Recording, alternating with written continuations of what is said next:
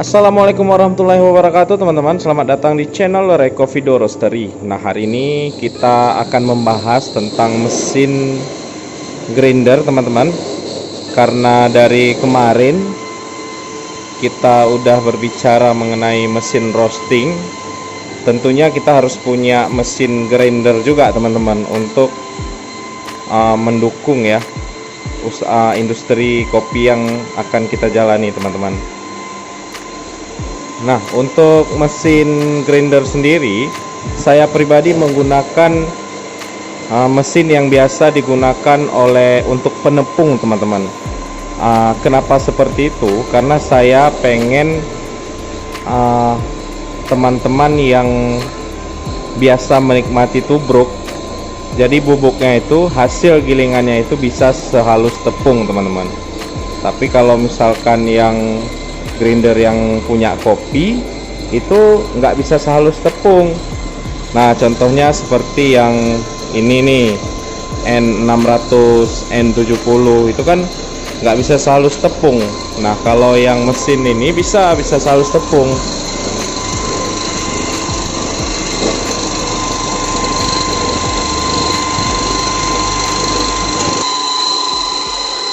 Nah, ini adalah mesin penepung yang kami gunakan teman-teman.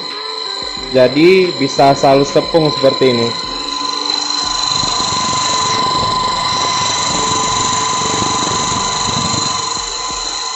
Nah, ini bisa halus lagi deh teman-teman. Dan kerjanya juga cepat.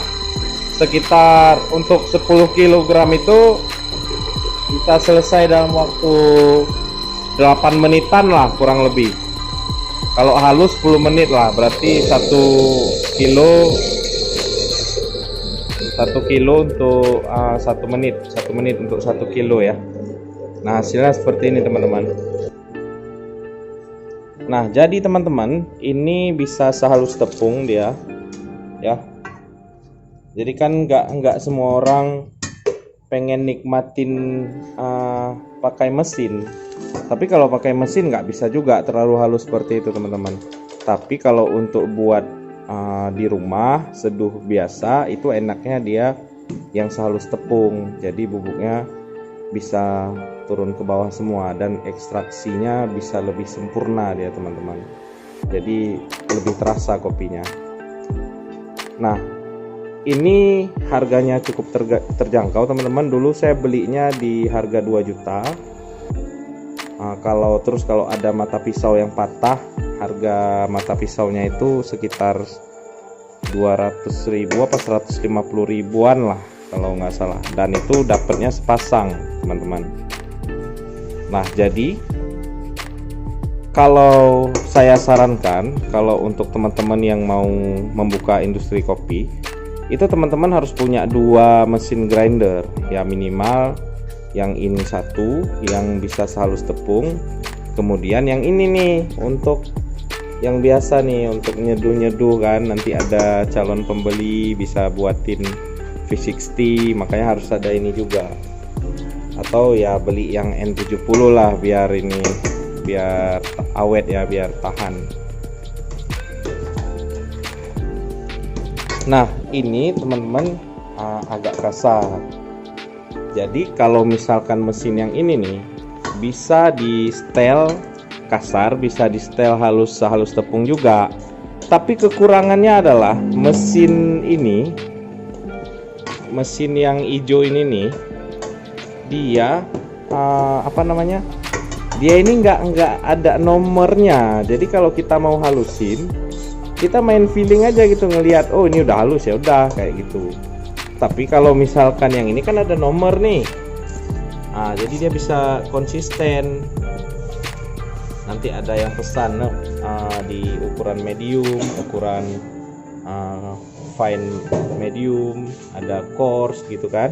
Nah, kalau ini ya nggak bisa. Kalau ini diputar, ya kita harus bermain dengan feeling kita teman-teman. Itu aja kekurangannya. Terus sebenarnya nggak itu aja ya, ada beberapa. Yang pertama itu tadi kita nggak bisa setel tingkat kehalusan secara tetap gitu ya. Artinya kalau misalkan ada pelanggan, bang besok yang kayak kemarin ya, terus kita grindernya pakai ini nih, kan nggak bisa. Tapi kalau mirip bisa lah, nggak bisa sesuai. Kemarin itu halus sekali atau halus aja gitu teman-teman. Nah kemudian kekurangan yang kedua adalah mesin ini tuh berisik teman-teman kalau kita giling halus. Seperti tadi contohnya, teman-teman udah dengerin sendiri, dia berisik. Tapi kembali lagi ke teman-teman, kalau misalkan kekurangan yang saya sebutin tadi tidak terlalu bermasalah untuk teman-teman, jadi teman-teman bisa ambillah referensi dari saya ini. Nah kemudian kekurangannya yang ketiga adalah dia ini menggunakan daya listrik yang tinggi teman-teman. Jadi dia 1200 watt dia. Tapi kalau untuk masalah hemat listrik atau boros sih itu tetap hemat dia teman-teman. Cuman dia harus pada saat menghidupkan pertama dia harus memiliki daya yang tinggi lah, lumayan, kurang lebih minimal 6 ampere ya berarti ya. 6 ampere, saya aja 6 ampere kadang-kadang suka mental juga itu listriknya. Makanya saya pakai wire sekitar 15 meter teman-teman untuk menyiasati ini. Jadi caranya adalah dengan menambahkan wire yang agak panjang, jadi arusnya itu nggak langsung ke mesin ya gitu aja. Ini saya jelasin mengenai mesin grinder secara pengalaman ya. Kalau masalah kenapa nggak dipakein stabilizer, itu nggak ngerti juga saya teman-teman. Yang jelas saya menggunakan mesin grinder yang ini, terus ada satu lagi di gudang, satunya lagi itu N70 ya, yang cap kuda terbang itu harganya 5 jutaan teman-teman. Kalau ini sekarang mungkin terakhir udah beli ini 3 juta udah di sini teman-teman. Ya cari yang murah lah, cari yang murah, mungkin dapat di mana nanti.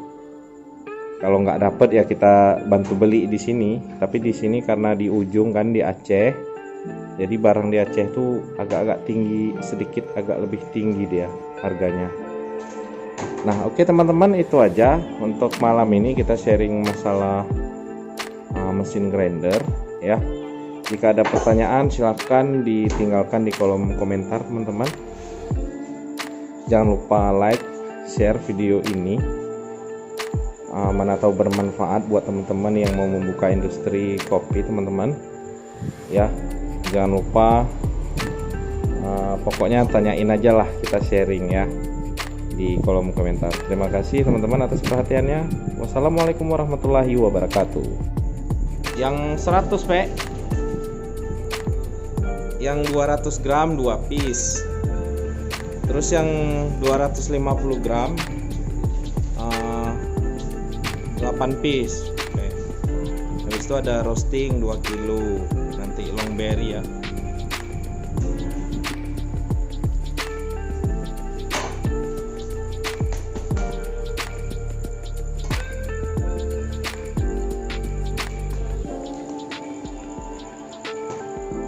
Kemasannya berapa gram nih Pak? 10 ya?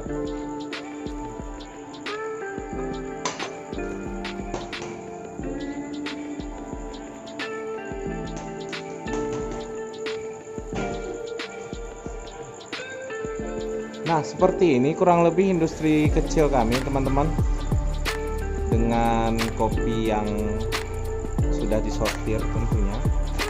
Ini kalau mau lihat kopi nih, jangan yang di karung, di sini aja nih. Jadi secara fisik dia ini bisa besar karena kopi kita itu ada di lereng gunung teman-teman. Jadi ketinggiannya ini 1500 mdpl. Nah kalau teman-teman beli di kita kasih unitnya seperti ini. Jadi udah disortir ya, walaupun agak-agak tinggi sedikit harganya, tapi kan udah oke, kadar airnya udah bagus, nggak perlu pusing-pusing lagi lah teman-teman.